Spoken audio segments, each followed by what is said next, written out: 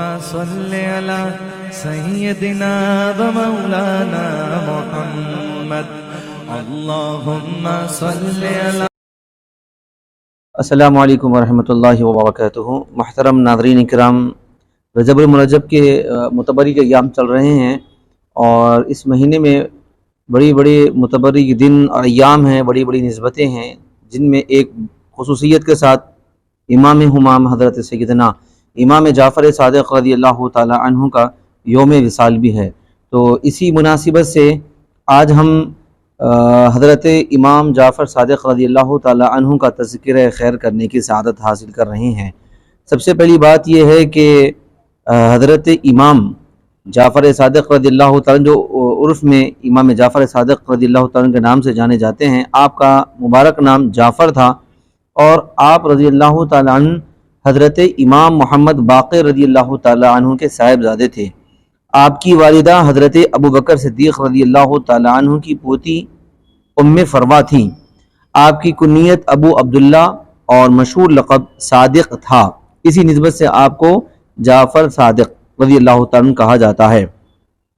اور علماء کرام فرماتے ہیں کہ یہ جو لقب ہے آپ کا صادق، یہ آپ کو اس وجہ سے ملا کہ زندگی بھر آپ سے کسی نے جھوٹ نہیں سنا، سبحان اللہ۔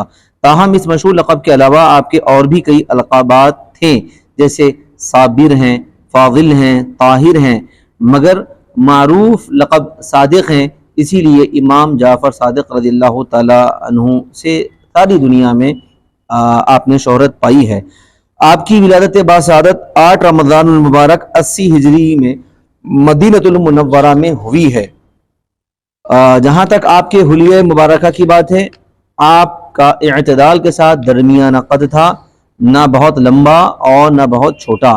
چہرے مبارک سفید سرخی مائل نہایت ہی خوبصورت، روشن اور چمکدار تھے۔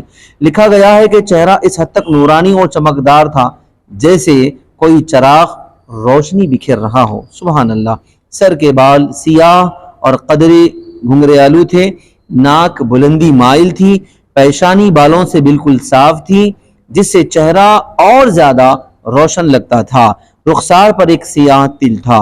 یہ امام جعفر صادق رضی اللہ تعالی عنہ کے دور شباب کا حلیہ مبارک ہے۔ جہاں تک آپ کے طویل عمر کے بعد کے حلیہ مبارک کی بات ہے تو اس میں اس پر رونق اور وقار، جلال و ہیبت کا مزید اور اضافہ ہوتا چلا گیا۔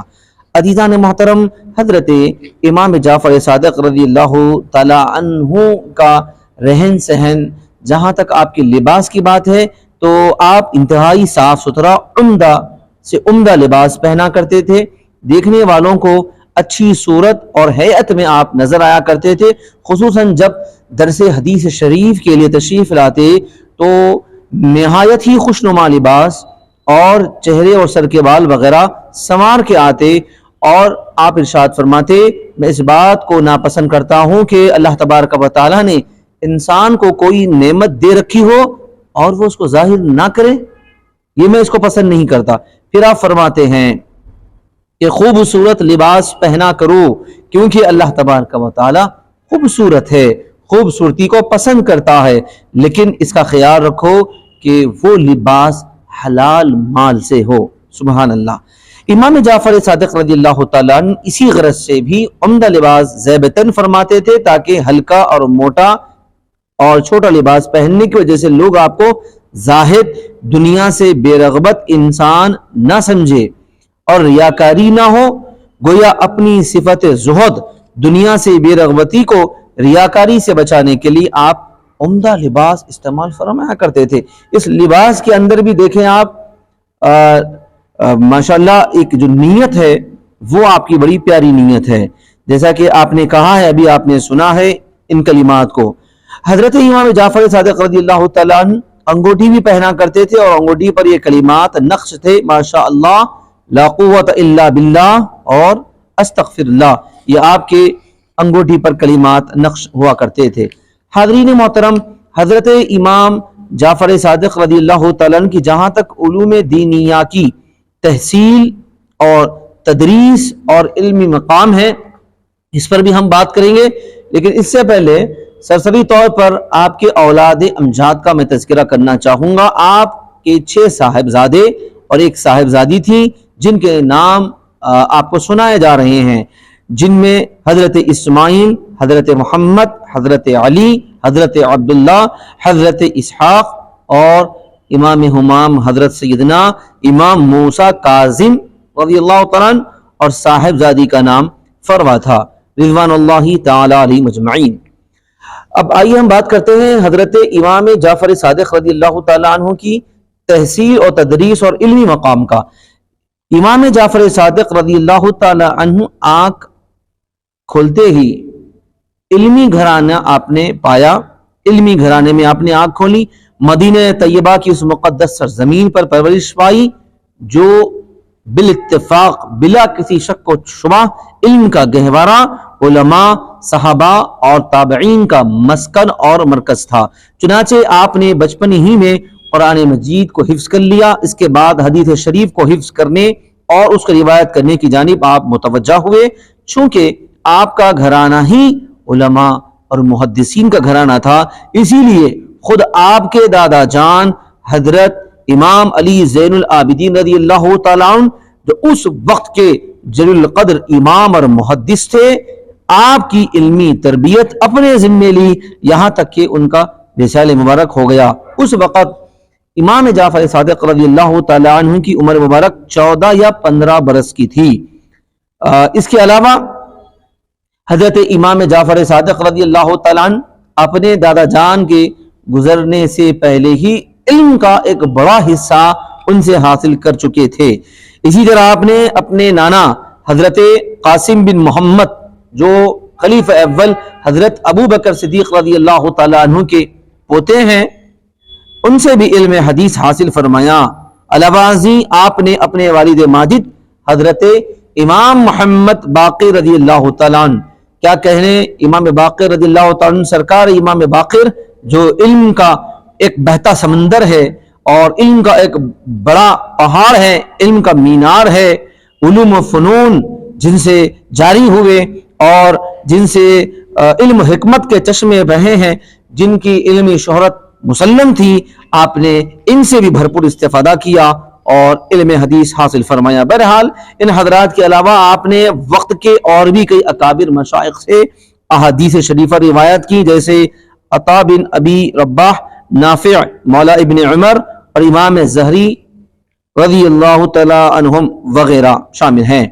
علم حدیث میں آپ اس قدر محنت اور طلب سے حدیث شریف کے بڑے بڑے آپ نے جو حاصل فرمائی ہے، تو وقت کے بڑے بڑے آپ محدثین میں آپ کا شمار ہونے لگا۔ لوگ احادیث کے لیے دور دراز سے چل کر آپ کے پاس آنے لگے، حتیٰ کہ اس زمانے کے عظیم المرتبہ ائمہ فقہا نے بھی آپ سے احادیث روایت کی، جن میں نمایاں طور پر جو نام ملتے ہیں، بڑے بڑے نام، جیسے حضرت امام مالک، امام اعظم ابو حنیفہ، سفیان ثوری، سفیان بن عیینہ وغیرہ رضوان اللہ تعالیٰ علیہ مجمعین شامل ہے۔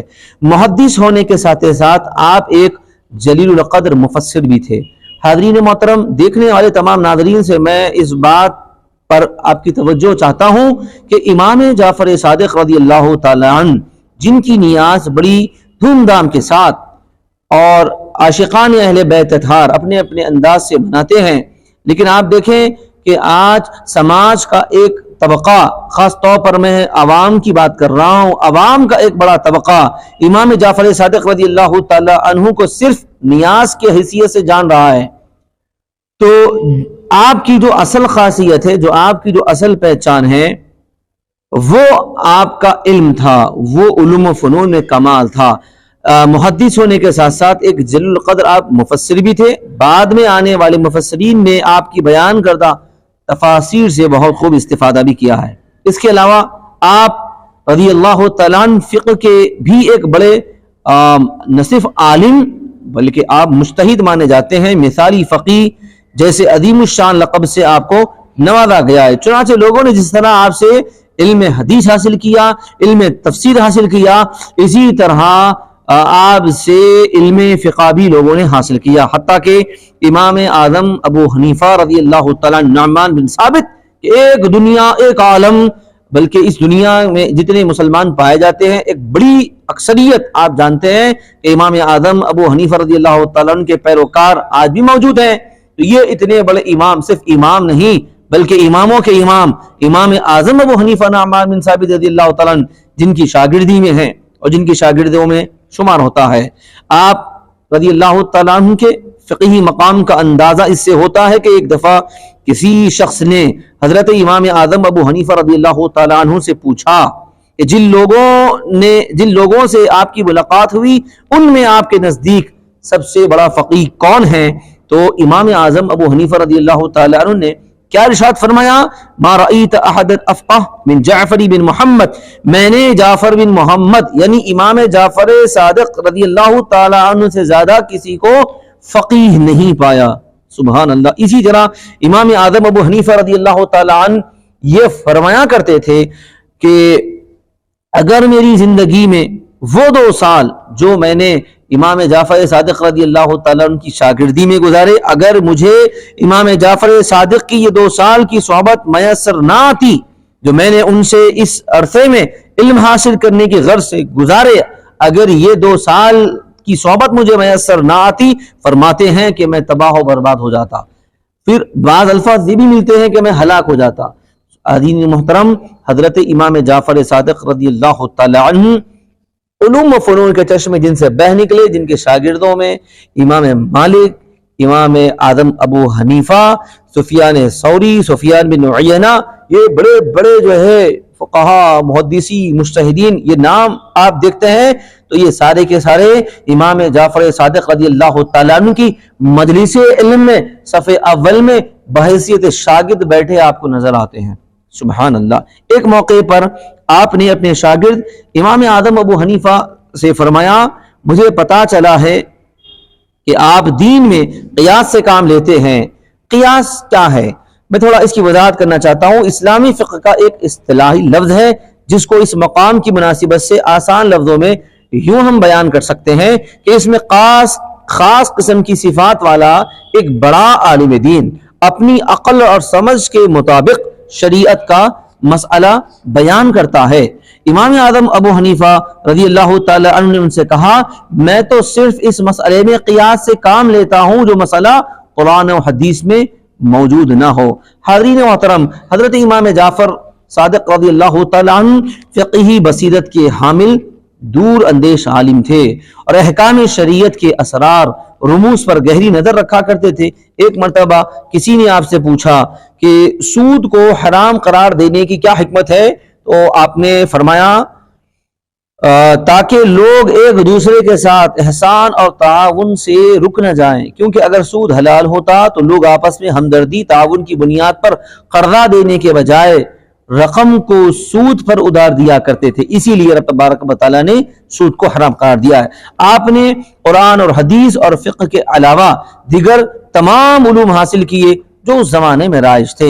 یہ بات بھی قابل غور ہے کہ امام جعفر صادق رضی اللہ تعالیٰ عنہ اس دور کے تمام علوم و فنون مروجہ علوم کو آپ نے اہمیت دی اور بڑی محنت سے اس کو حاصل کیا. بہرحال علمی میدان میں آپ کو ایک بلند اور بالا مقام حاصل تھا، یہاں تک کہ علماء نے آپ کے بارے میں کہا کہ امت مسلمہ کے علماء کا پیشوا، امت مسلمہ کے علماء کا رہنما آپ کو قرار دیا گیا.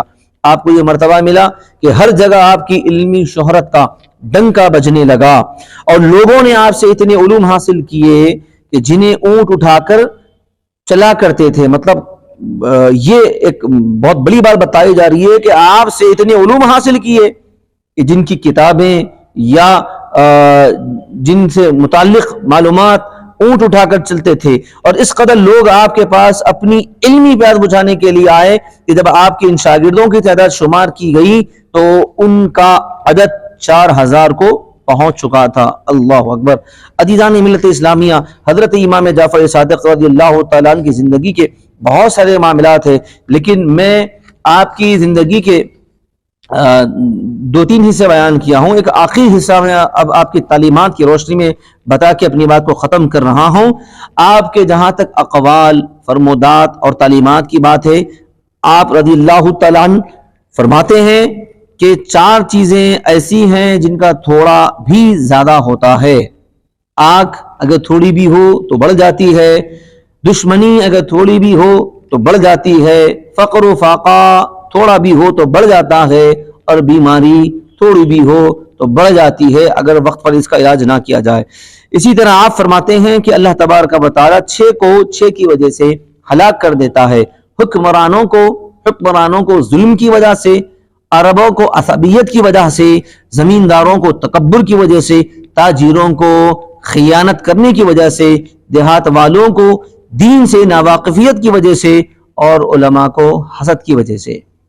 پتہ کیا چلا آپ کے اس نصیحت پر کہ دین سے دوری یہ عذر شرعی نہیں ہے، دین سے ناواقفیت یہ عذر شرعی نہیں ہے. تو عوام کو چاہیے کہ حلال و حرام کا فرق معلوم کرے، جائز و ناجائز کے بارے میں معلومات حاصل کرے. بنیادی طور پر جو دین کا علم، جیسا کہ رسول کریم علیہ السلام نے فرمایا طلب العلم فریضۃ علی کل مسلم و مسلمہ، کہ علم دین کا حاصل کرنا مرد و عورت پر فرض عین ہے. تو کون سا علم ہے؟ وہ بنیادی علم ہے جو ہماری روزمرہ کی ضروریات زندگی سے تعلق رکھتا ہے. اتنا علم تو حاصل کرنا لازم ہے، ضروری ہے. اگر اس کا بھی علم حاصل نہ کیا جائے تو پھر کیا ہوگا؟ دین سے ناواقفیت کی وجہ سے اللہ تبارک و تعالیٰ ہلاک کر دیتا ہے. علماء کے بارے میں کہا کہ اللہ تعالیٰ علماء کو بھی ہلاک کرے گا اگر وہ حسد سے اپنے آپ کو نہیں بچائیں گے. تو علماء کے ہلاک ہونے کی وجہ حسد بتائی گئی ہے. تو حاضرین محترم، جب اہل علم بھی قابل گرفت ہو رہے ہیں، وہ بھی پکڑ میں آ رہے ہیں، تو پھر عام آدمی کا کیا شمار؟ تو میں تمام دیکھنے والے ناظرین کو یہ ضرور کہوں گا کہ امام جعفر صادق رضی اللہ تعالیٰ عنہ جو ہمارے امام ہیں، یہ ہم کو تعلیم دے رہے ہیں، نصیحت فرما رہے ہیں کہ اپنے دل و دماغ کو، دل کو حسد سے بچاؤ. فرماتے ہیں کہ باطن یعنی انسان کا اندر جب درست ہو جاتا ہے تو پھر اس کا ظاہر بھی طاقتور ہو جاتا ہے. حاضرین محترم، امام جعفر صادق رضی اللہ تعالی عنہ فرماتے ہیں کہ آپ نے سفیان ثوری سے فرمایا کہ نیکی 3 چیزوں سے پوری ہوتی ہے. نیکی تکمیل کیسے ہوتی ہے؟ 3 چیزوں سے نیکی تکمیل ہوتی ہے. ایک تو جب کام وہ شروع کرے تو اس کو مکمل کر دیں، جلدی سے تکمیل کر دیں. دوسرا چھوٹا سمجھنے سے، یعنی آپ کتنا بھی بڑے سے بڑا کام کر لیں، آپ کے اندر عاجزی ہونی چاہیے، آپ کے اندر انکساری ہونی چاہیے. اور آپ ارے میں اتنا بڑا کام کر دیا، میں اتنی بڑی نیکی کر دیا، ایسا تصور نہ کرے. آپ یہی سمجھے کہ میں اس قابل نہیں ہوں، لیکن اللہ تبارک و تعالی نے مجھ حقیر سے اللہ نے یہ کام لے لیا ہے. تو یہ اس عاجزی اور سادگی اللہ کو پسند ہے. فرمایا کہ چھوٹا سمجھنے سے وہ نیکی پوری ہو جاتی ہے. پھر چھپانے سے، یعنی جب آپ کوئی کام کرے نیکی کا کام، تو ان نیکی کے کام کو جتنا ہو سکتا ہے آپ لوگوں کی نظروں سے اگر چھپ کر کریں گے اچھی بات ہے. لیکن کچھ کام ایسے ہوتے ہیں جیسے فرائض ہے، واجبات ہے، اور بھی لوگوں کو ترغیب دلانے والے کام ہوتے ہیں، وہ تو بہرحال علانیہ ہی کیے جانے چاہیے. پھر اس کے علاوہ فرماتے ہیں اے لوگو زیادہ ہنسی مذاق سے بچا کرو. دیکھیے حضور علیہ الصلوۃ والسلام کی گویا کہ آپ حدیث کی ایک شرح بھی تشریح ملتی ہے. حدیث یہ ہے کثرت الضحک تمیت القلب، زیادہ ہنسی دل کو مردہ کر دیتی ہے. امام جعفر صادق رضی اللہ تعالیٰ عنہ فرماتے ہیں کہ لوگوں زیادہ ہنسی مذاق سے بچو، کیونکہ اس سے چہرے کی رونق ختم ہو جاتی ہے. اللہ اللہ. پھر آپ فرماتے ہیں کہ اے امام ہم دعا کرتے ہیں لیکن ہماری دعا قبول نہیں ہوتی، اس کی کیا وجہ؟ آپ فرماتے ہیں کہ لوگوں تم خدا کو پہچانتے ہی نہیں ہو. اگر تم خدا کو پہچان کر اس کو پکارو گے تو پھر تمہاری دعا اس قابل ہے کہ وہ قبول ہو جائے. اللہ اللہ. عزیزان ملت اسلامیہ، تو یہ امام جعفر صادق رضی اللہ تعالیٰ عنہ جو ہے اپنی نصیحتوں کے ذریعے سے لوگوں کو جو ہے اچھی باتوں کی طرف، نیکی کی طرف، دین کی طرف بلا رہے ہیں. پھر آپ فرماتے ہیں برے لوگوں کے ساتھ دوستی لگانے سے بچنا چاہیے، کیونکہ لوگوں کی مثال اس پتھر ایسی ہے جس سے نہ پانی بہتا ہے، اس درخت جیسی ہے جس کے پتے مرجھا چکے ہوں، اور اس زمین جیسی ہے جو بنجر ہو چکی ہو. اللہ اکبر. پھر آپ فرماتے ہیں آخری نصیحت پیش کر کے میں اپنی بات کو ختم کرتا ہوں، تقوی سے افضل کوئی توشہ نہیں، خاموشی سے بہتر کوئی شے نہیں، جہالت سے زیادہ کوئی دشمن نہیں، اور جھوٹ سے زیادہ کوئی بیماری نہیں. اللہ اکبر. یہ وہ باتیں ہیں جو آج کے معاشرے میں اس کو اہمیت نہیں دی جا رہی ہے، تقوی کا پتہ نہیں ہے، اور لوگ خاموشی کے بجائے ادھر ادھر کرتے پھرتے ہیں. لوگوں میں جو ہے دشمنیاں پیدا کرنا، دراڑیں پیدا کرنا، اگر خاموشی اختیار کرتے تو یہ برائیوں سے بچا جا سکتا تھا۔ پھر جہالت اتنی عام ہو گئی ہے، فرماتے ہیں جہالت سے بڑا دشمن تمہارا کوئی نہیں ہو سکتا۔ اور جھوٹ، واقعی ہم دیکھتے ہیں کہ ہر چھوٹی بات پہ اور روزمرہ انسان جھوٹ بولتا ہے، محسوس نہیں ہوتا، گویا کہ ایسا محسوس ہو رہا ہے کہ ایک بیماری اس کے اندر پیدا ہو گئی ہے۔ جھوٹ سے بڑی کوئی بیماری نہیں ہے۔ اللہ تبارک و تعالیٰ نے آپ کو ایک طویل عمر عطا فرمائی، قریباً 68 سال کی عمر آپ پائی، اور مدینہ طیبہ میں ہی 15 رجب المرجب 148 ہجری میں آپ کا وصال مبارک ہوا۔ بعض لکھتے ہیں کہ آپ کو زہر بھی دیا گیا تھا، اسی وجہ سے جو ہے آپ شہید بھی ہوئے ہیں۔ بہرحال آپ کے والد حضرت امام محمد باقر اور دادا امام علی زین العابدین رضی اللہ تعالیٰ عنہ، اور امام علی زین العابدین کون؟ جو امام علی مقام سید الشہداء کربلا امام حسین رضی اللہ تعالیٰ عنہ کے بیٹے ہیں، شہزادے ہیں، جانشین ہیں امام علی زین العابدین۔ تو امام علی زین العابدین کے چچا امام حسن مجتبی رضی اللہ تعالیٰ عنہ، یہ پورے ایک ہی مقام پر پہلو و پہلو آرام فرما ہے۔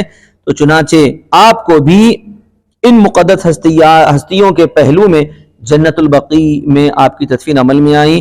سبحان اللہ، کیا کہنے اس جگہ کے اور اس جگہ کی شرف کے، اس جگہ کے تقدس کے، جہاں اتنی جلیل القدر ہستیاں اکٹھے ہوں اور وہ آرام کر رہے ہوں، اس زمین کے خطے کا حال کیا ہوگا۔ اللہ تبارک و تعالیٰ سے دعا ہے یوم وصال 15 رجب المرجب جو امام جعفر صادق رضی اللہ تعالیٰ عنہ کا یوم وصال ہے، اللہ تبارک و تعالیٰ اس عظیم دن کی برکت سے ہم سب کو آپ کے فیضان سے مالا مال فرمائیں، اور آپ کی تعلیمات پر عمل پیرا ہونے کی توفیق عطا فرمائیں، اور آپ کی سچی کامل محبت نصیب فرمائیں، اور ہم تمام کو اہل بیت اطہار اور صحابہ کرام رضوان اللہ تعالیٰ علیہم اجمعین کی سچی اور کامل محبت نصیب فرمائیں، بجاہ حبیبی کا سید المرسلین، الحمدللہ رب العالمین۔